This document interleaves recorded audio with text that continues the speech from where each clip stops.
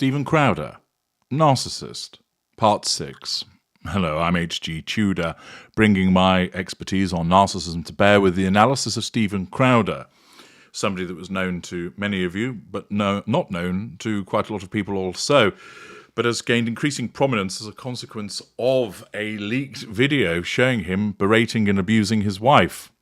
Well, we're going to examine that video footage to break it down for you in terms of what we're actually seeing. So, here we go. I drew a boundary. No, you just did it. I drew a boundary and abusive and cruel. You were not taking the car. Because if you refuse to do wifely things, then I will go pick up the groceries. There is no groceries. I do have steaks, wood pellets, my grill. I know it's an unreasonable request, but I'll go do it. How about you first? Hillary, how do you respect the man? Yes. Other than that, other than that, you see love and respect. No. Other than that, no, you're not taking the car. Stephen, you're not taking the car. Stephen, you are not. Then I will ask them to pick me up.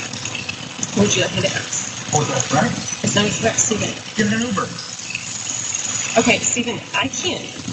You want to walk out right now? Listen to me. I can't go to the gym.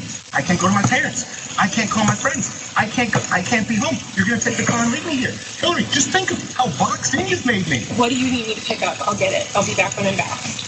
No, that doesn't work either. You'll be back when you're back. That doesn't work either. As you can see in the video, his wife is heavily pregnant, apparently 8 months pregnant at that time. Accordingly, she is carrying considerable weight around, and notice that he's sat down while he's berating her, that he's content for her to be made to keep standing while she's carrying this weight, and indeed that she appears to be the one that's having to undertake some chores.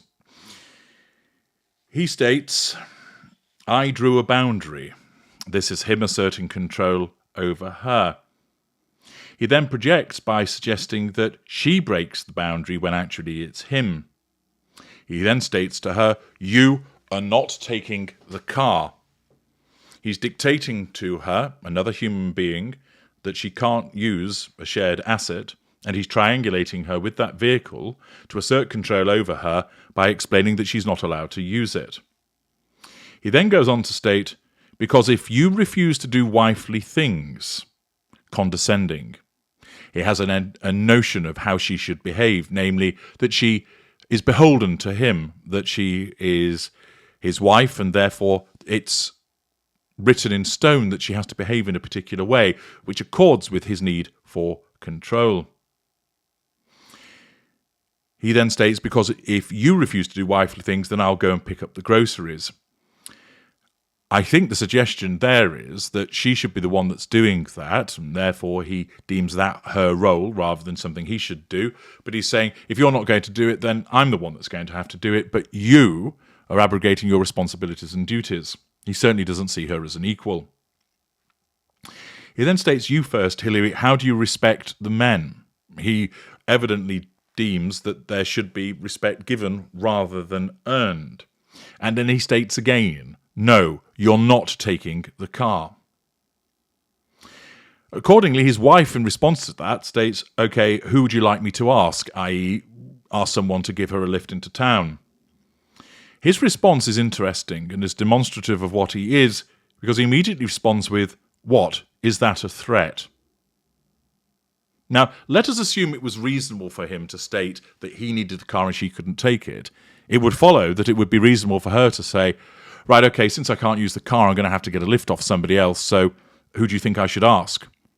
He interprets that as a threat. And the reason being, of course, is that his narcissism recognizes that she's going to have to say, Stephen won't let me use the car, therefore I need a lift, and that exposes his behavior. Accordingly, although she might not be deeming it to be a threat, remember, how she perceives it is irrelevant. How she intends it is irrelevant. It's how he perceives it. And it would appear that in this point in time, he perceives her suggestion that she asked for a lift from somebody else as a threat to him. She states it's not a threat. He then dismissively states, get an Uber. So he expects his heavily pregnant wife not to use the car, but instead jump in and out of an Uber. She explains that she can't. It then flicks forward, and he states, "You want to walk out right now. I can't go to the gym. I can't call my parents. I can't call my friends. You're going to take the car and leave me here." It's not clear why he can't call those people or go those places, but the fact is that he's whining to her. He's doling out a pity play, saying all the things that he's not able to do in order to try and make her feel guilty. He then continues with this by saying, "Hillary, just think of how boxed in you've made me." Blame shifting, projection, pity play. She then states, "What do you want me to pick up? I'll be back when I'm back." Of course, her saying that she's going to go and do something herself is another threat to his control, and he immediately seeks to nullify that by saying, "No, that doesn't work either." Accordingly, in this exchange, he's dismissive, he's haughty, he's condescending, he's provocative, he engages in blame shifting and projection, he doles out pity plays, he shows an absence of emotional empathy, he shows entitlement to treat his wife like an object, he shows no accountability for his behaviours, and he is manipulative. Now, let's see more of the footage. The only way out of this is discipline and respect. It's the only way out of it, or we're at an impasse. We are at an impasse. Good. Because you can't have any discipline or respect. Yeah.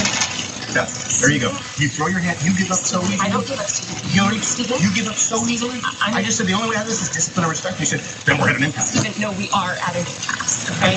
I love you, but Stephen, your abuse is sick. Your abuse Watch it. is sick. Watch it. Watch it. I'm gonna let go. I'll get what you need me to get. And I need some space. We need to just stop engaging for a little bit, okay? I love you. I love you very much. I don't love you. That's the big problem. I've never received love from you. And the fact is, when I go, look, I need you to do A, B, C, and D, you just be disciplined about it. You go, no. But I love you more than life itself. Okay. Put on some gloves. Crowder commences by stating, "The only way out of this is discipline and respect. Haughtiness, condescension. It's the only way out of it when we're at an impasse." Hillary then states, "We're at an impasse." He responds, "Good, because you can't have any discipline and respect." Belittlement. "Yeah, there you go. You give up so easy." Invalidation and belittlement. Hillary, "I don't give up." Challenge fuel. Threat to his control. Crowder, "You give up so easily. I just said the only way was discipline and respect. You said that we are at an impasse." Criticizes her in order to put her down and assert control over her. Hillary responds, "Stephen, no, we are at an impasse. Okay, I love you, but Stephen, your abuse is sick." So she provides him with some pure positive fuel by saying, "I love you," but then immediately challenges him by saying that he is abusive. His response to that is, "Watch it, watch it." He's giving her a warning about her conduct. Hillary responds, "I'm going to let it go. I'm going to get what you need me to get, and I need some space. I love you." Although she's providing him with positive fuel, he sees it through the lens of her being painted black because of his repeated threats, and therefore he responds with, "I don't love you. That's the big problem. I've never received love from you." This shows the compartmentalization of the narcissist and, of course, his immediate hypocrisy. She has just been saying to him, "I love you, I love you." So to say that he's never received love from her is clearly nonsensical. But his narcissism, evidently at this juncture, is demonstrating a need to compartmentalize and suggest that she has never loved him, which of course would cause confusion for her. She knows that she's loved him.